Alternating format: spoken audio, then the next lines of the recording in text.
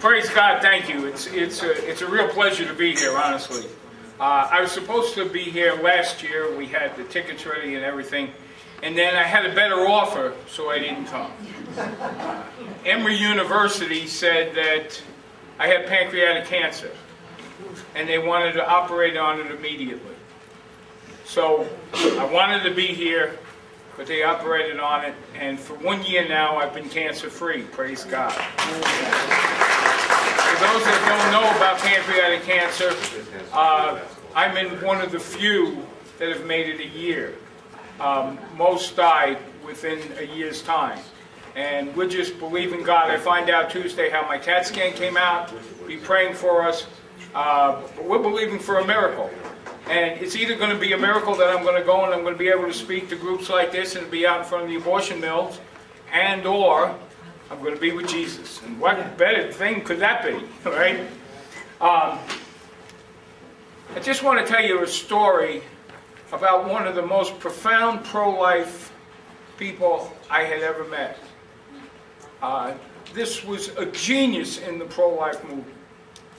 And I was speaking in a speaking tour, and pray for me because sometimes I've been on chemo for a long time and sometimes I get a little spacey. I'm off chemo now, thank God. But I was in a speaking tour throughout the whole Northwest and up into Alaska and into Canada and everything. And I was supposed to speak in a church in Boise, Idaho, but the pastor had left and he had not told anybody. So they arranged for me to speak in a school, elementary, high school, all together in this Christian school. And I asked a simple question. I'm not real good at speaking to young people, but I asked a simple question. I said, who knows what an abortion is? Well, all the kids in this school, all you could do was see their hair. They were skunked down into their seats, all except for one fella. He was bouncing. Pick me, I know, pick me. So I said, okay, young fella, what's your name? Jeffrey? I said, Jeffrey, how old are you? 8 years old. I said, wow, that's great, Jeffrey. And you know what abortion is? He said, yes, sir, I know what abortion is. I said, well, let us know. He said, abortion is when a mommy goes down to a building and has somebody kill her baby. That's what abortion is. Just pure and simple, that's what abortion is, okay? We can expand on it, but that's it, the basic truth about abortion. So then I asked the question, I said, now, how do we stop abortion? I didn't even see the tops of the heads of the class. They were all shrunk. I thought they were all laying on the ground by then. But not my buddy. Pick me, I know, pick me. I said, okay, Jeffrey. I said, how do we stop abortion? He said, you go down to the building where the mommy is going to kill her baby, and you try to stop her from going in. That's bottom line. We can do everything else in the pro-life movement. There are great things in the pro-life movement, and some of them will save babies. But the truth is that the thing we have to do is go down to the abortion mill where they're killing babies, and we have to try to stop them from going in. And I've been in this movement 35 years. I've been a minister for 48 years. And I did some great, the Lord used me to do some great stuff. We did Christian concerts. I pastored a small church. We did all different sorts of stuff. And then one day, my life changed completely. I had formerly been a gang member in New York City. I was a bad guy. At 14 years old, I was a good kid. And then they told me I was stupid. They said I was dumb. I was ignorant. I was in the bottom part of my class. When I was in high school, the Spanish teacher said, you need to get a job on the docks. You're worthless. I received my diploma. I had a 0.5 grade point average. That's a D-. In the parking lot of the high school. And I had a learning disability. People didn't know about it then. I don't know if they know about it now. I couldn't remember lists of things. So when they said that I was dumb, I said, okay, you want me to be dumb? I'll be dumb. And at 14 years old, I started to drink real heavy. I started to carouse real bad. I joined the gang, became the head of the gang. We were pretty nasty guys. And then I realized I needed to go into the into the service to try to straighten my life out. But guess what? That didn't straighten my life out. I got worse. I drank more. I caroused. I did all different sorts of terrible things. Knife fights and all the. It was just terrible. I don't even want to think about it anymore. And then I met this young lady. She happened to be a Seventh-day Adventist, and she went to the Seventh-day Adventist school. And I met this young lady, and it was funny because we met at something called a temperance meeting. Temperance was a big thing. You don't drink, you don't smoke, you don't do drugs, okay? Temperance was a big thing in the Adventist church in those days. And she invited me to hear her play. She was in the band at a temperance meeting. So, in my normal practice, I had a few beers. I went and listened to the music. I was looking at her. I went out and had another six-pack at intermission. I was the hit of the temperance meeting. People were just leaving in droves and going to the back of the room. They didn't want to be near. I reeked of alcohol. And this young lady said to me, she said, afterwards, she said, "You're drunk." I said, "Well, I've had a few beers. I don't go out with drunk people." So that was that. So I called her up, and with the powers of persuasion, she was a little bit tweaked with my black peg pants and my little bebop hat and everything. And she said, "We'll go bowling." I said, "Okay, we'll go bowling." She said, "I'm a good bowler." I said, "Well, I never really bowled very much. Farther down from the, there was a bowling alley right down from the, from the convent. And excuse me? On Springfield. On Springfield, the Boulevard Bowl. And, but I never bowled. I used to hang out there, get drunk there all the time. Well, the devil didn't want us together because I bowled a 210. I never bowled any more than 90 in my life. And she said, "You're not only a drunk, but you're a liar." And she walked out on me. So 2 weeks later, I convinced her, and she invited me to a church meeting. And I went to the church meeting. And I heard about this Jesus. I said, "Wow." So I became a Christian. And then we went along. I'm no longer a Seventh-day Adventist. But we went along. And then one Sunday afternoon, pastors like to sleep on Sunday afternoon, like to get our rest, right? And she wakes me up, and she says, "You got to get up, they're killing babies." Well, I jumped to my feet. I'm putting my pants on, trying to get my shirt on. And she said, "What are you doing?" I said, "Well, if they're killing babies, we got to go stop them." Doesn't that make sense? She said, "Well, no, it's through abortion." She saw an old film called A Matter of Choice years and years ago on Jerry Falwell's old-time gospel hour. And she said they're killing babies through abortion. Well, most people will go, "Oh, well, yeah, it's only through abortion, right? It's not a big deal." I couldn't believe it. They're killing little baby boys and girls. How could this be in America? So the next Saturday, I found myself out in front of the abortion mill in Ocala.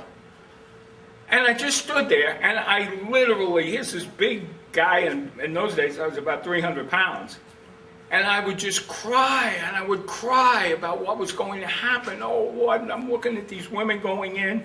There were a couple of people there trying to talk to the women. The abortion clinic director told me later on, she said, "I looked out, and I brought all my girls, and she said, 'You see that guy there? We're never going to get rid of him.' So we'll never get rid of him." I was shook to the bone. They were killing babies, and nobody was doing anything about it. So I started to go to the abortion clinic.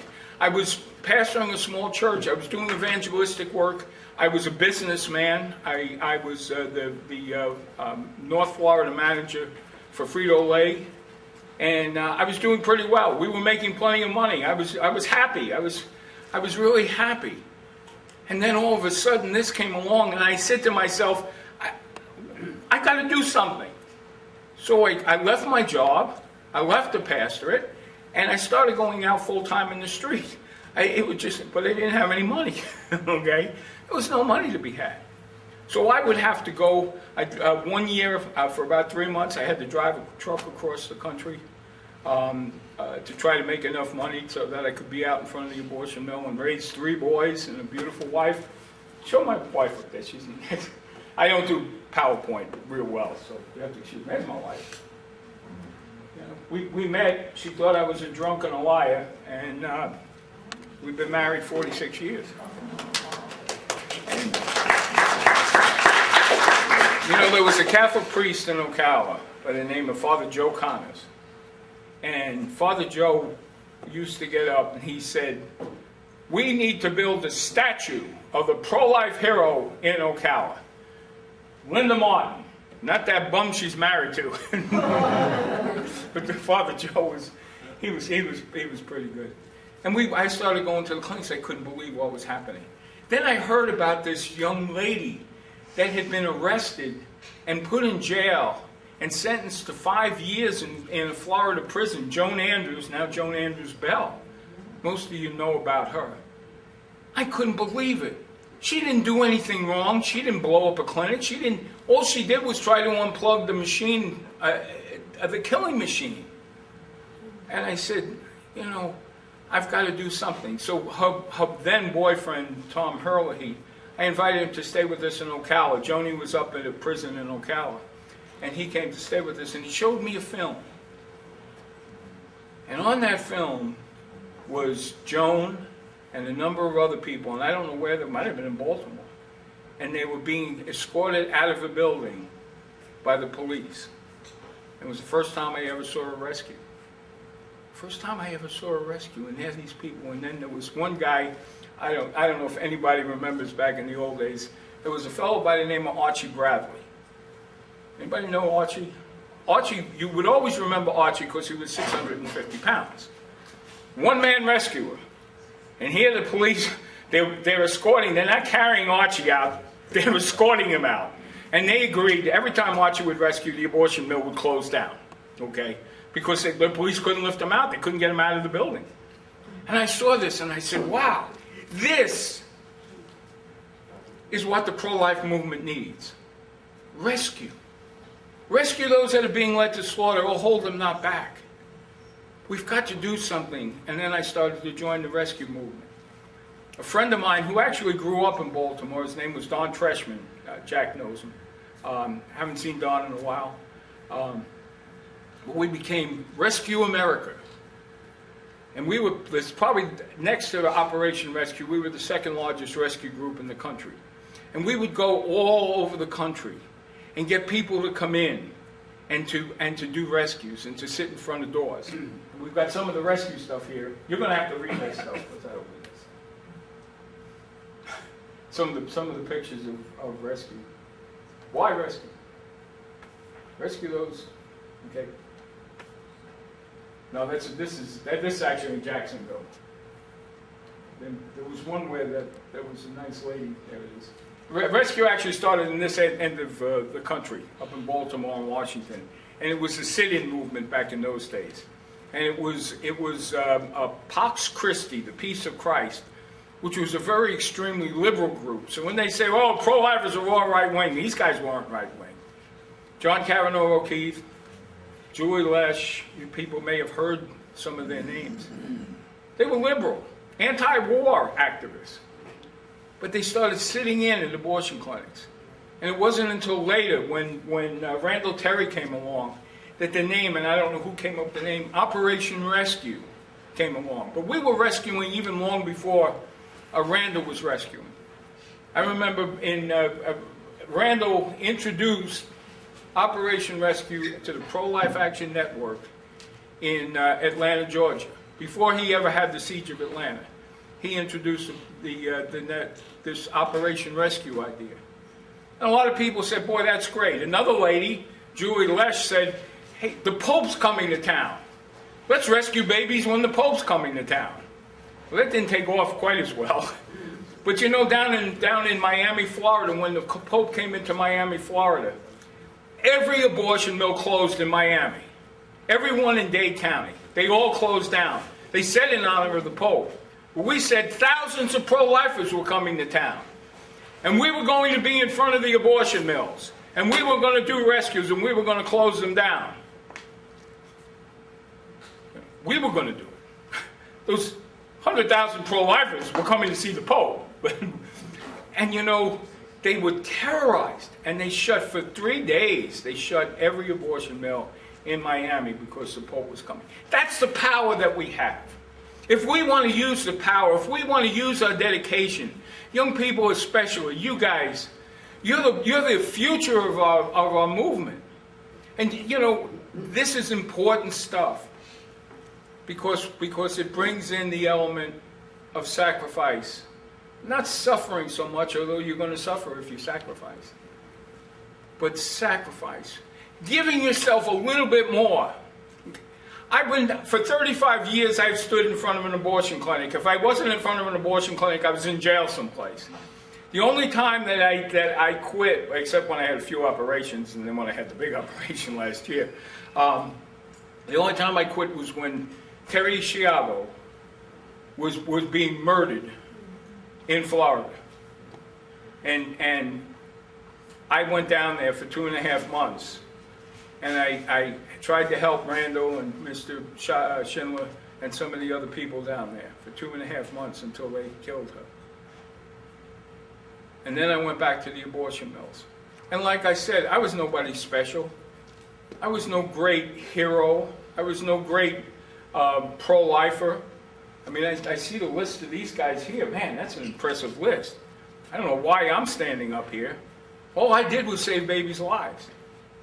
But then I began to go to abortion mills all over the country, and not only rescuing, I've been rescued 100 times or more, but I began to pick people's minds, just like I've done today with it. How do we do this? What do we do? How do we stop this stuff? And I began to learn that the more people we have out in front of the abortion mill, the less girls that are going to go in. That's bottom line. You know, if we look at, I'm getting you all messed up, I'm sorry. Yeah, that's a rescue. That's rescue there in Kansas. We can keep going. There we are, crawling across the street. I said I'd never crawl across the street, and I did in Washington, D.C. one time. You can keep going. And that was Joan Andrews Bell being taken out of an abortion mill. And there's our friend, Bill Clinton. Do you know, this is the honest truth. Abortions went down when Clinton was in office. The 8 years Clinton was in office, abortions went down. Because pro-lifers rose up and said, we're going to stop this. We're going to go to the abortion mills. So abortions went down. They're actually gone down since Obama's been in because it's exciting. People are fed up with it. They're tired of what's going on in this country. We can get him off the list. Here you go. And to think the other one's coming along, right? Donald Trump, Hillary Clinton. I don't know. I know some people, I'm not crazy about him, but that's all right. I wasn't crazy about Mitt Romney, but I voted for him too. Okay, you know, Jack Ames mentioned that Bishop Victor Gallione came from this diocese here when he was a priest. Bless you. When he was a priest. So Bishop Gallione became the bishop of the Diocese of St. Augustine, the oldest diocese in the United States. And he became the bishop there. And people said, hey, you need to go visit Bishop Gallione. Okay. So I made an appointment and I went and visited him. I asked him to do something. I asked him to do a Eucharistic procession. You can probably fast forward and see all these massive numbers of people that be there. I asked him to do a Eucharistic procession. And he said, well, I don't know. He said, I'm not sure. I've turned the priests down in the diocese that want to do it. I said, do you know Bishop Austin Vaughn? Okay. Oh, the Bishop of Bishops. Certainly, and I don't think he ever met him, but he knew of him. He said, what a bishop. He said, how did you know him? So we were in jail together. Many times. And he looked, and tears started coming to his eyes, and he said, if Bishop Vaughn can go to jail for the babies, I can certainly do a Eucharistic procession. The first Eucharistic procession, did you get to the one with all the people? First one we did at Planned Parenthood in Jacksonville, Florida. And we marched 2.5 miles. Now, Bishop Gallione is in better shape than I am, but he's a lot older than I am. And we had 300 people. We would have had 2,000, but he limited the amount of people to 300. And he mostly wanted young people. And we processed 2.5 miles to Planned Parenthood. And we owned the property next door, a pregnancy center did. So what we did was we put up they had a tent, and they had the Eucharist, and he did the benediction. And they took the Eucharist away. And then he called me up. And there were about 60 priests there. And he just walked over to me and embraced me, as if to say, this is a good guy. Do what he tells you to do. And that's when the whole thing just changed. When I went to, that's part of the Eucharistic procession. You can't see him, he's behind the thing. I met with the next bishop, when Bishop Gallione retired, Bishop Estevez. And he said, I can't give you much time, Pastor Ed. He said, but what I will do is, you want me to do a Eucharistic procession? And I said, yes. And he said, I'll do a Eucharistic procession. And he's done a number of them. He's become extremely pro-life. And that's what it takes.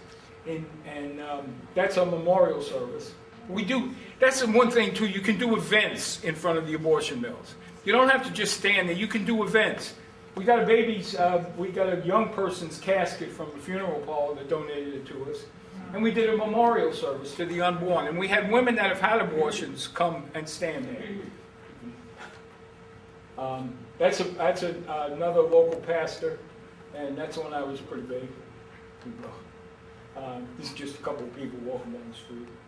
Okay, in Jacksonville, Florida, in 5.5 years, 11,265 babies were saved in 5.5 years. It's amazing. Because the priests and the ministers and then the people, the people will come out if the priests and the ministers will come out. You can go to the next one. Okay, here it is. When we started in 2006, they did 8,629 abortions. As of last year, they had 6,265 abortions. You see how abortions have gone down? Simply because we do Eucharistic processions, okay? We do Stations of the Cross.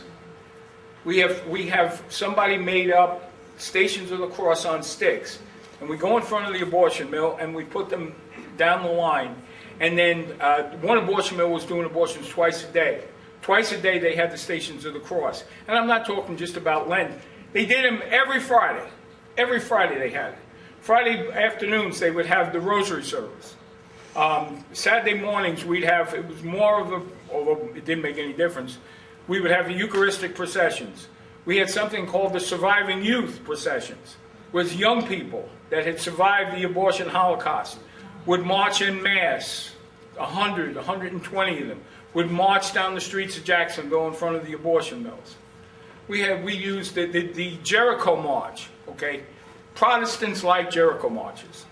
I'll just be honest with you. If you're going to get a Protestant minister out, you might get him out for a Jericho march.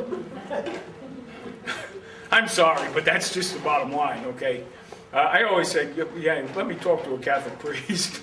I get into the Protestant ministers, and we're almost ready to wrestle each other to the ground. But there are some good ones around the country.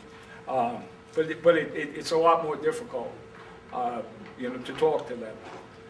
But you do Jericho marches, where you go in front of the abortion mill. Now, we had 2 abortion mills right down about a block and a half, 2 blocks from each other. And we would do a Jericho march in a circle around them. Did we ever get to the Eucharistic procession? Yeah. There we go. Okay. You saw all the Knights of Columbus. Can you imagine that in Baltimore doing that?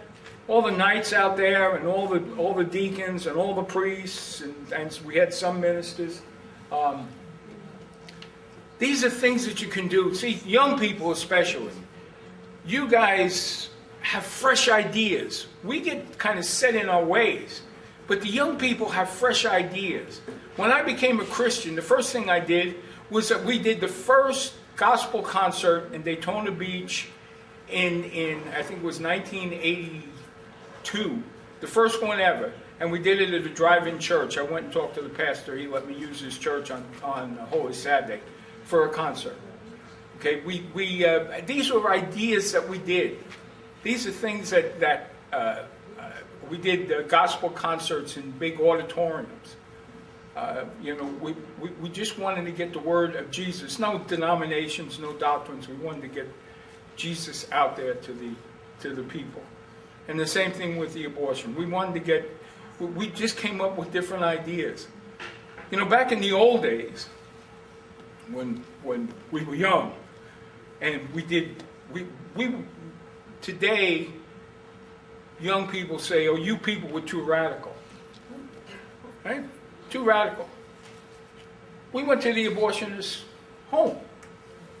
Oh, well, that's not loving. Well, the guy's killing babies. Why isn't it loving?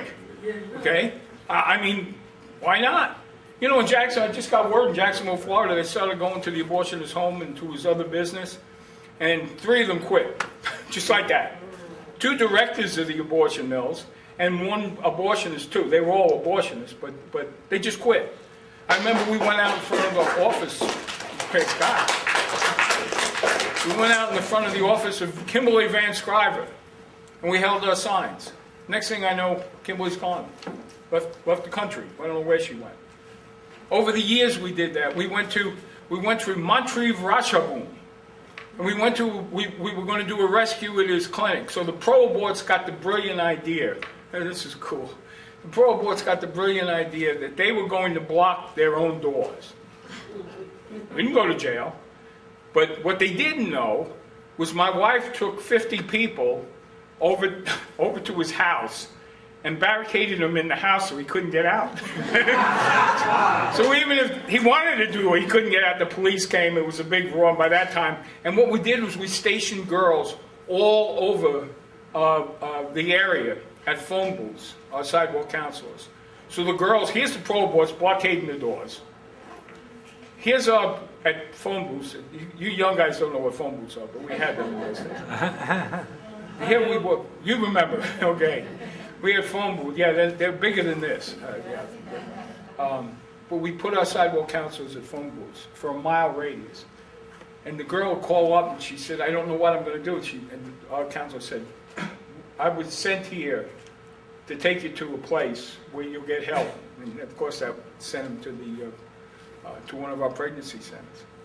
See, using our minds one time we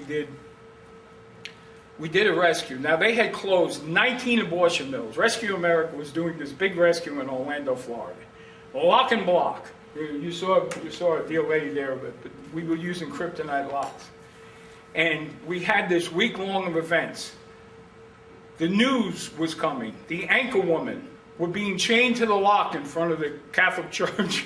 We were demonstrating how we were going to do it. It was actually, I mean, it was all staged.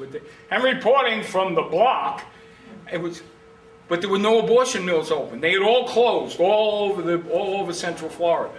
The only one we could find open was in St. Petersburg, Florida.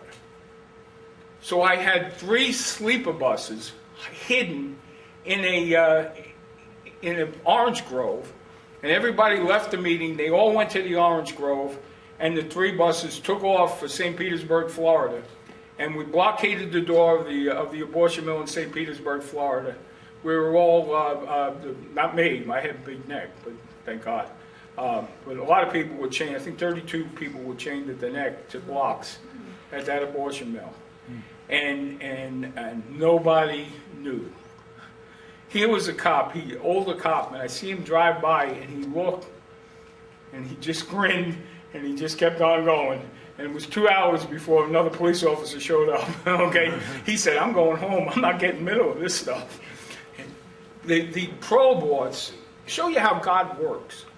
The pro-aborts had hired a private detective, and then one of the other pro-abort groups had a spy. And they were dressed like pro-lifers. They all had pro-life buttons on them. So the private detective looks at that one, and the spy, and she looks at him. And it was in the newspaper. They were following each other around the city, trying to figure out where they were going. Okay, God can work. Honestly, God can work miracles. The police didn't know where we were going. You know, and there again, it was in the newspaper. The helicopters are circling, trying to find us. And we had 2 buses just full of picketers. Okay, they're heading to Melbourne. All right, now wait a minute, they're turning around. And the police were running around in circles. And we were 120 miles away, already blocked and locked and everything else, okay? Of course, I spent 3 months in jail for that, but that was all right. It was worth it. No, that abortion mill closed down for the day. But these were inventive things that we did in those days, you know? And there's so much more that we can do. We need people to be out in front of the abortion mill. That is one of the most critical things that can happen. Now let me look at my notes because I'm getting way off base. Amen. Amen, I'm getting way off base. Well, we need to be in front of the mill. No, good, praise God.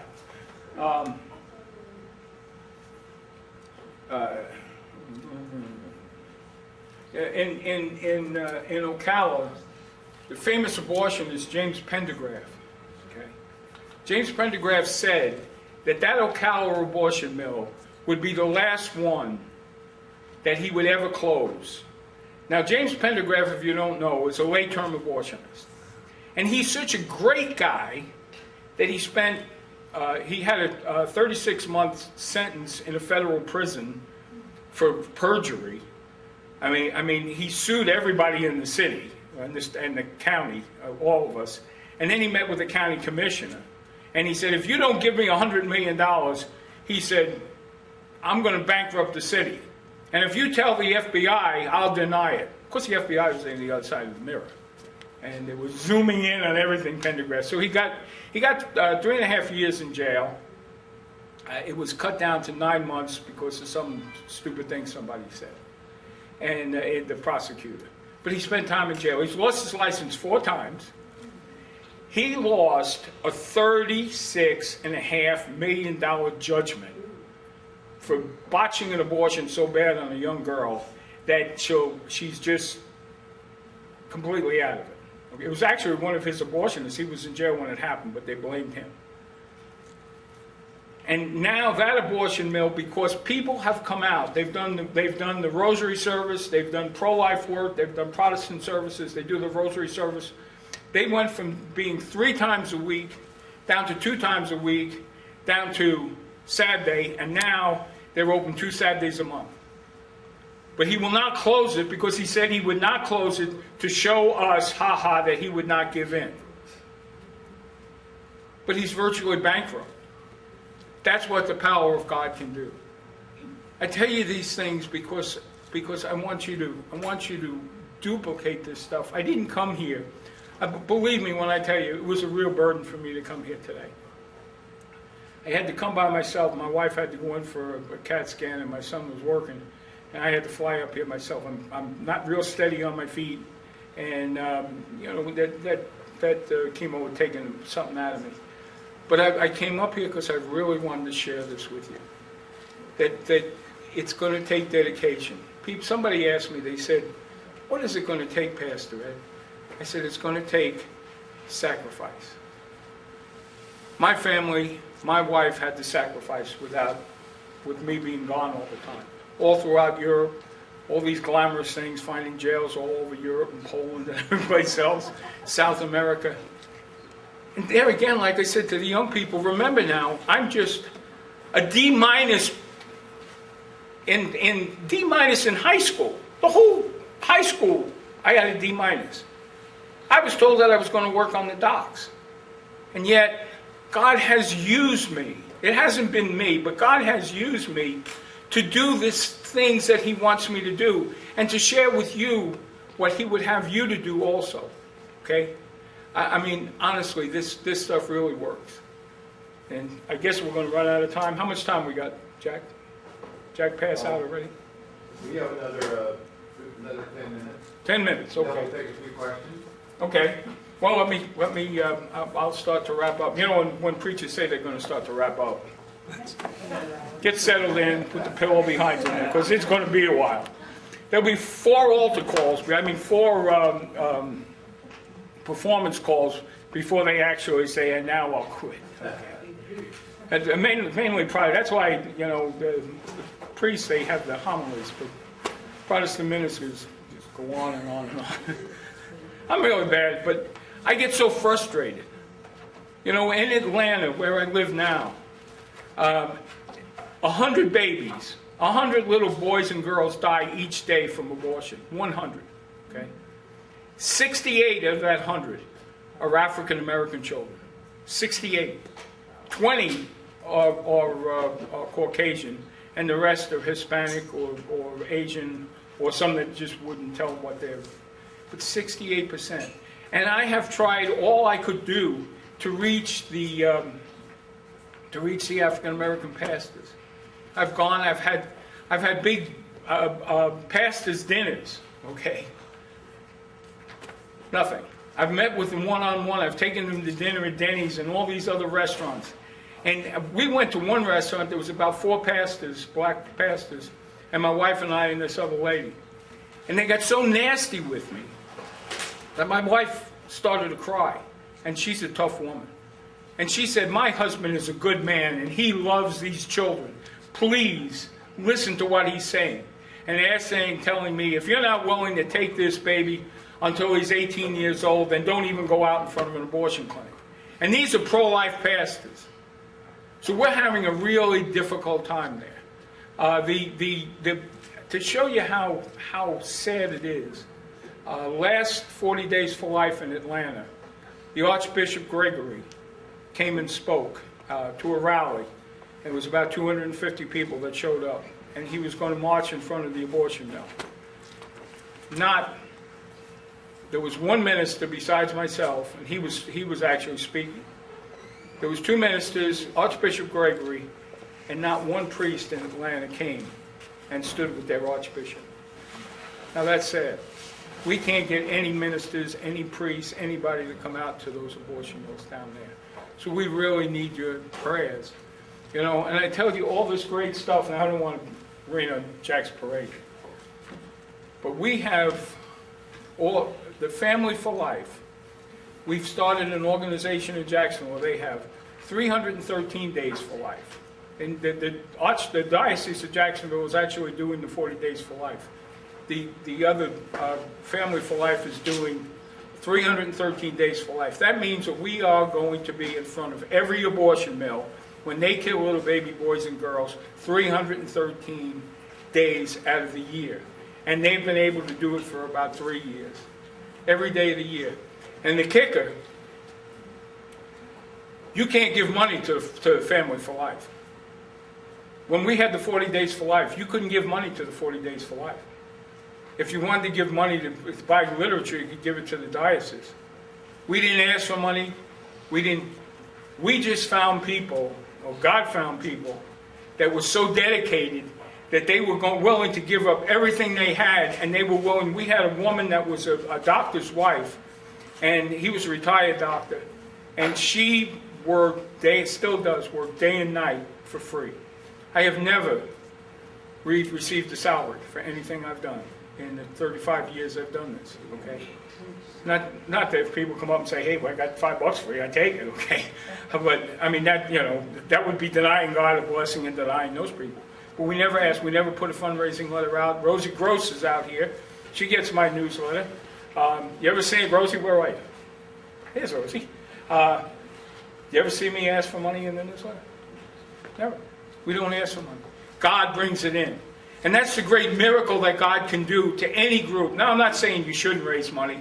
I know money, but we wanted to do something different when we started in this movement. So we decided that we weren't going to raise money, that we were just going to let God be God. And we've been doing it. Like I said, I've raised 3 boys.